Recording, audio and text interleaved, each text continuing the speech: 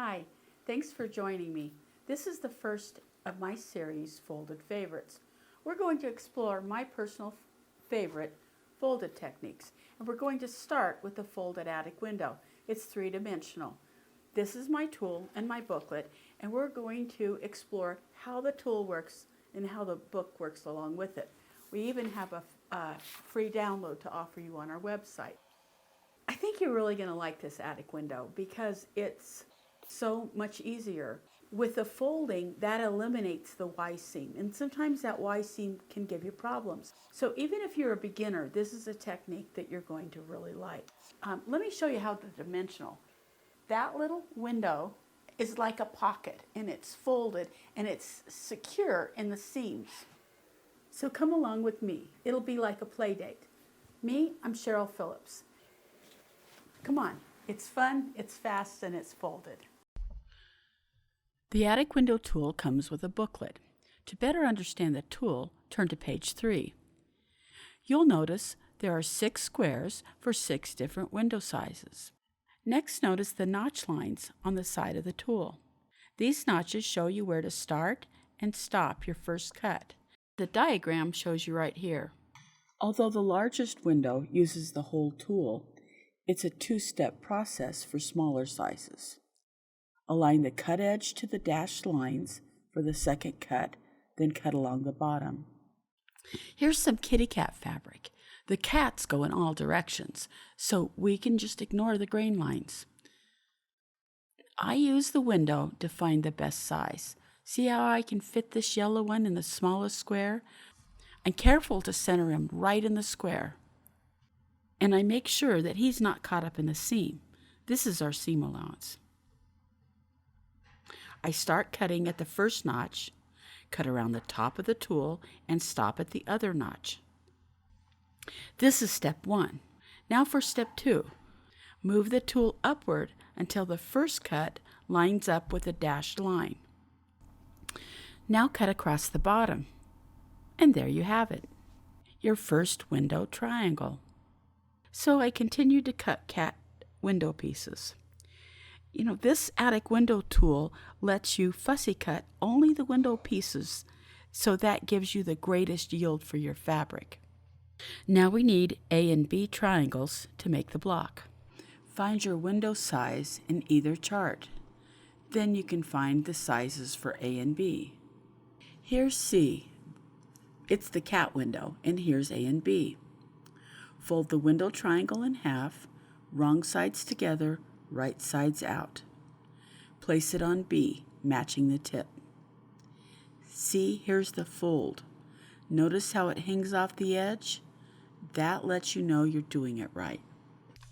We'll put B on top, and because it's 4 layers, we don't want the window to slip, and we're going to pin them together, here and here.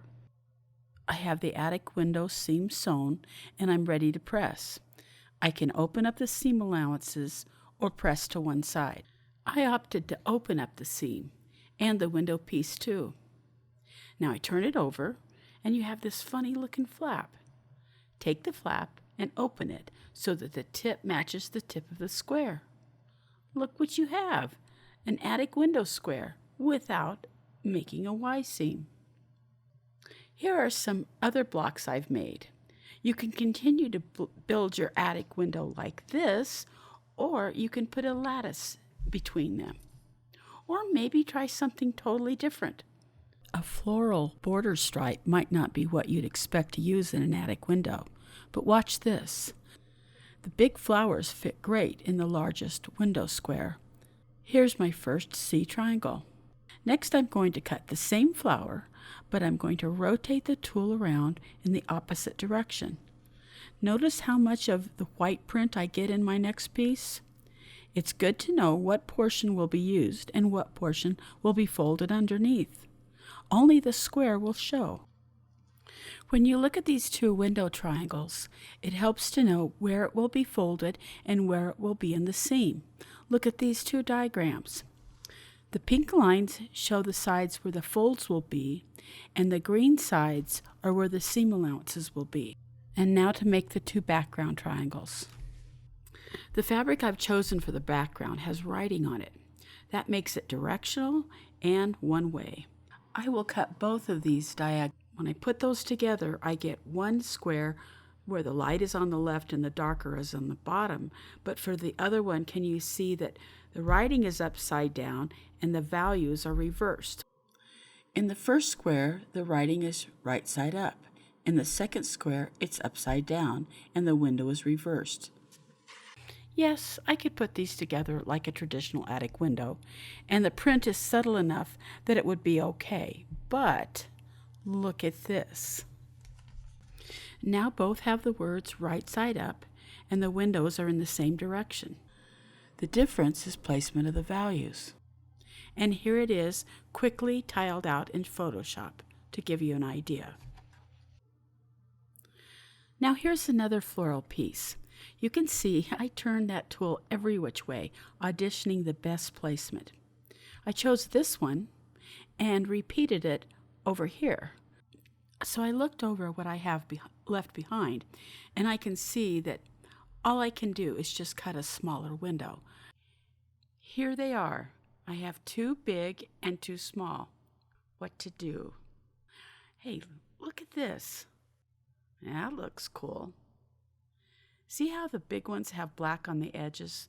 I think I'll make the background triangles both black. And the small ones have light on the edge, so I'll make theirs light.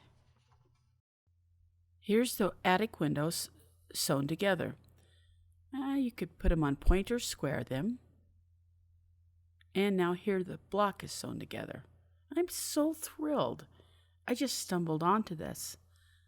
That's why playdates are so worthwhile.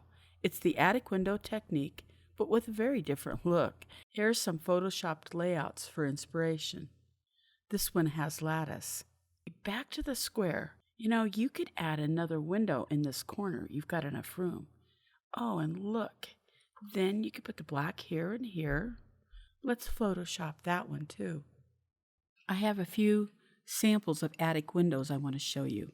This one is my favorite. The attic window is a great way to showcase embroidered pieces. We have batik windows and florals by Carla Schultz. I love this next one because my husband made it. If you could only see the detail in the little Christmas windows. Oh, they're so cute. This has been the first in my series called Folded Favorites. If you don't want to miss the next one, hit the subscribe button here and press like if you liked it. Find the extra download page that I mentioned on our FAQ page. The attic window tool and booklet can also be found on our website, PhillipsFiberArt. We hope to see you there. Thank you, and God bless.